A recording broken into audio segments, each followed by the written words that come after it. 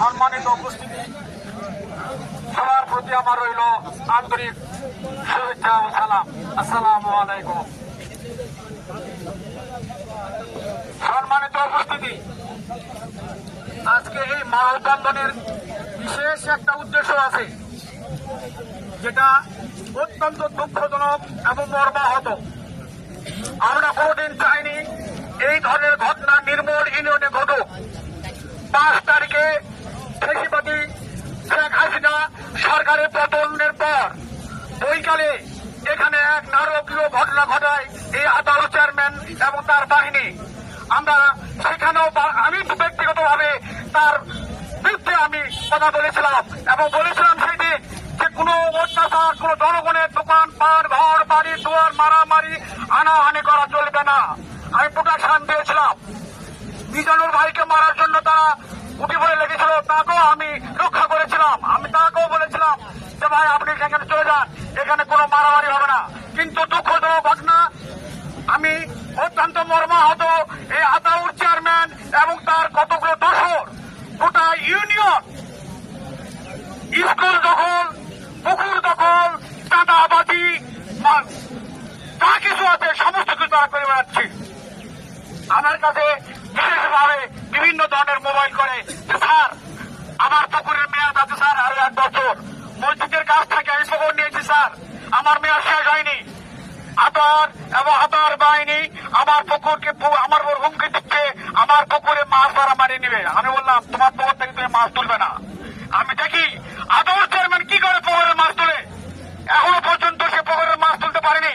আমি বিশেষভাবে এই উপস্থিত জনসাধারণের মধ্যে বলতে চাই, আপনারা কেউ কোনো পুকুর দখল করতে গেলে বাড়ি ভেঙে ফেলে দেবেন। বাংলাদেশ জাতীয়তাবাদী দল ক্ষমতায় এখনো গ্রহণ করে নাই। এখন অন্তর্বর্তীকালীন সরকার ক্ষমতায় বসে আছে। আমরা এই সন্ত্রাসীদের সমর্থন করি না। আপনারা সজাগ থাকবেন।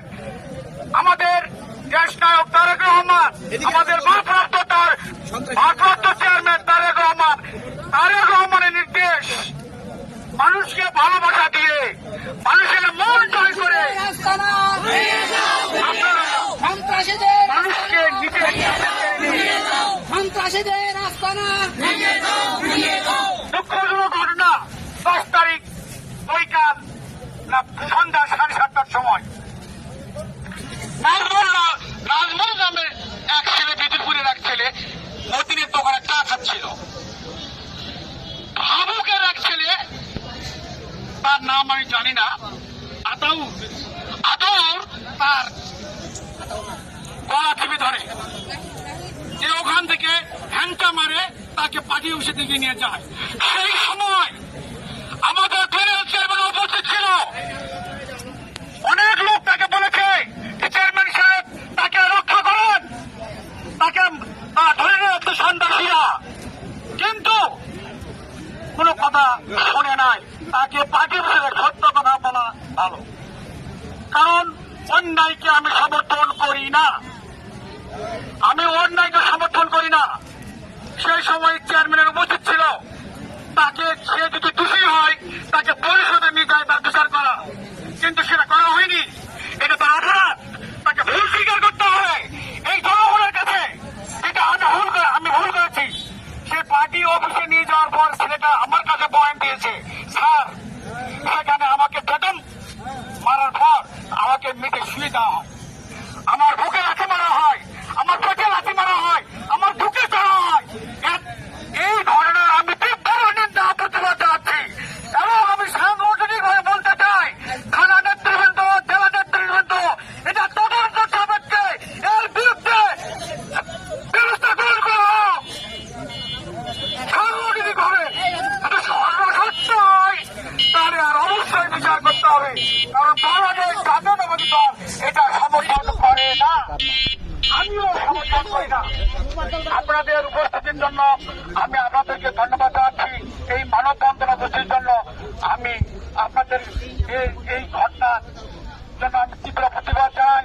শুধু সম্মানিত শুধু আপনারা সজাগ থাকুন, নিজের হাতে আইন তুলে নেবেন না, কোনো পুকুর দখল করবেন না,